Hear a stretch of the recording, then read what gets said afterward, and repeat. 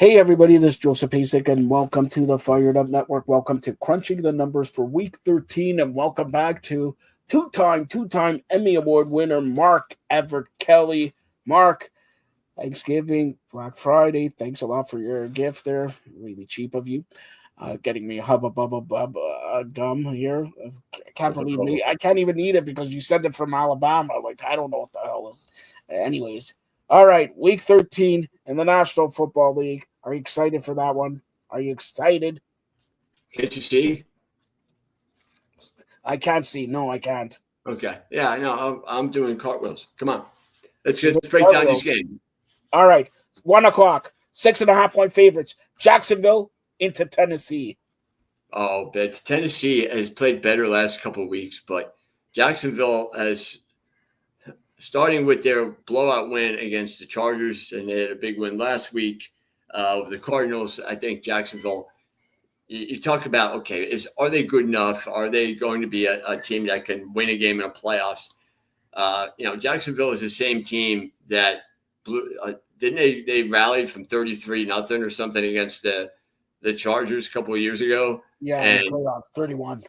Yeah, and you thought, okay, that's their coming out moment, and then they lost the next week. So it'd be nice to see them if they're Trevor Lawrence is going to get back to the playoffs. They're in position to do it, and I think, come on, the Titans are.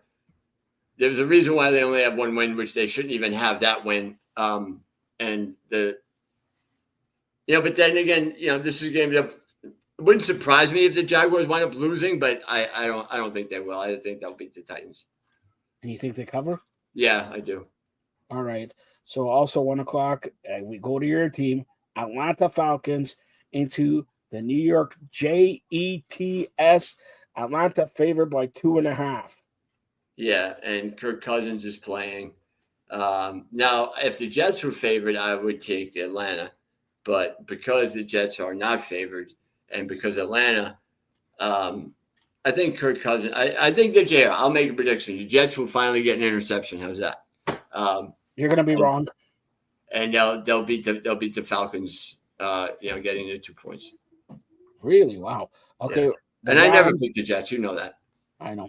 The Rams versus Carolina. Rams favored by 10.5. Carolina last week, they had their chance. This week they have a chance, and I think they're going to lose both games. Yeah, well, the Rams are good, and you look at the way Stafford's played. 22 picks, no interceptions. Just a different quarterback. We knew he was good. Again, we were talking about, is this guy Hall of Famer? The way he's played this year, you got to put him there. What's the line on that game? 10.5. Yeah. Cover. All right, let's get to the next game. New Orleans into Miami. Miami favored by 6. And don't look now. Miami could put a win streak together, and people will talk about Tua maybe in the playoffs. New Orleans, I thought they would play better against the Falcons. They haven't. They're just not very good. And so I think Miami's found a little bit of what made them successful a couple of years ago. Tua can play. It's just a matter of, early in the year, he was the whole team seemed to be going through something. And, the head coach is basically a dead man walking. So if they want to play for his job, this is what they're doing. They're better, though, than the Saints. The Saints are bad. So I think the Dolphins will. If you want a bad team, pick the Dolphins. Arizona at Tampa Bay. Tampa Bay favored by 2.5 only. Yeah. This is do or die for Tampa, losing every game here. Do they get off the schneid and finally win on after 3 straight losses? No, they don't. I think Arizona's quiet. Like I said, Arizona's lost a lot of close games. Now they haven't been as good of late, but they were in the game last week against Jacksonville for most of the game. They're in all the games they play except for the Rams game a couple weeks ago. Was it the Rams or the 49ers? I think both, either one. I think they lost to both of them. I think that the Cardinals are good enough to where they're better than their record is. So I'll take them. San Fran, Cleveland. San Fran favored by 4.5 in Cleveland. Yeah. Now, Brock Purdy throwing those 3 picks in the first half, that scared me a little bit. And it should scare you because he's going up against a guy, Myles Garrett, who's going to have 17 sacks in this game. Okay. Well, if that's the case, then I would probably think the Browns. No, but can you imagine Myles Garrett wasting a season like this for Cleveland, who has only 2 wins? This guy may have 25 sacks this year, and they're probably going to end up with 3 wins. Yeah, I think you see it. Look, my team has made the playoffs since 2010. There have been plenty of good players whose careers have wasted away. Unbelievable. All right, this one is a not bad game here. Houston into Indianapolis. Indy favored by 4.5. Yeah, this is going to be interesting. Houston's playing better. I mean, you saw what they did to Buffalo with their pass rush. You have to remind me. I didn't want to remind you. It's just part of analysis. But yeah, I think if they can put that type of pressure on Indianapolis is a better offensive line, and they can run the ball. Okay, I got you, Josh Allen. I think the Texans are. I mean, they showed me something beating the Bills. So and the Colts. The Colts got to win. They got to win. They got to beat a good team. And they lost to the Chiefs, where I think the Broncos beat the Chiefs. Other teams, the Chargers beat the Chiefs. Other teams beat the Chiefs, even though it was in Kansas City. But the Texans are playing a lot better now, and I could see them winning this game. I will take them. All right, 4:05 game. Minnesota, Seattle. Seattle 11.5-point favorites. Yeah, I mean that's too much. I take Minnesota. The Raiders into the Chargers. Chargers favored by 8.5. They should be favored by 28.5. Oh God, the Raiders are bad. I don't know. I think everyone looked at the Raiders at the beginning of the year and said, okay, Geno Smith's not that bad. He had, kind of a resurgence in Seattle. And then you have Pete Carroll coming back, and Carroll of success in both college and the pros, but boy, they look bad. And they fired their offensive coordinator. Chip Kelly is now not working for them. And I think the Raiders are just lost. And 8.5, the Chargers show they can, the Chargers still got to answer how the heck they lost to Jacksonville the way they did. I think they'll come out and play well against the Raiders. All right, the next game, 4:25, and me and the Buffalo Bills are going to be cooking double because we have James Cook, the greatest, or I shouldn't say the greatest, great running back and everything like that, has over 1,000 yards, and they just added Brendan Cooks, so we got a wide receiver now. So we got 2 cooks. We got 2 cooks here. Yeah, you got 2 cooks in the kitchen. I don't want to have. Did you get Todd Kitchen? Maybe we could get Todd Kitchen, but 3.5-point favorites, the Bills into Pittsburgh. That was pretty good, wasn't it? Yeah, Pittsburgh. Pittsburgh's another team. And I don't know if Aaron Rodgers is going to play or not, but who cares? I think Buffalo needs to get off the schneid here. The Buffalo Bills need to get off here because they got Cincinnati coming into Buffalo next week, and the following week, the Bills go into New England. Yeah. Look, Pittsburgh got to win this game, and if the Bills lose this game, I'd be worried. I'm going to be worried.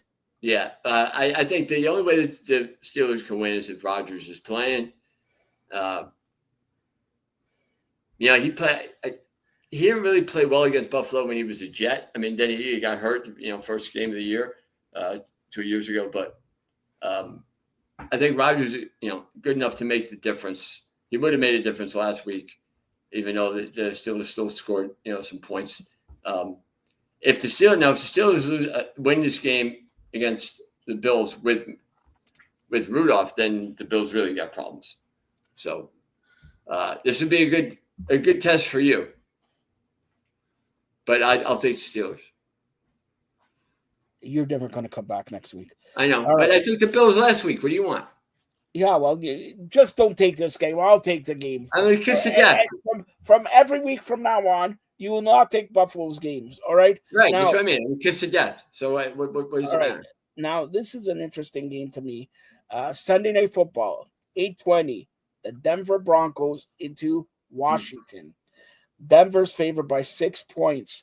Yeah. Denver, when they go to the East Coast late in the season, I got to check the weather how it's in Washington, but late in the season when they play in the East Coast, they're 1-14 last 15 games against the spread and 3-12 straight up. Wow. How about that? So what does that mean against the Redskins? That means they're going to lose to Washington.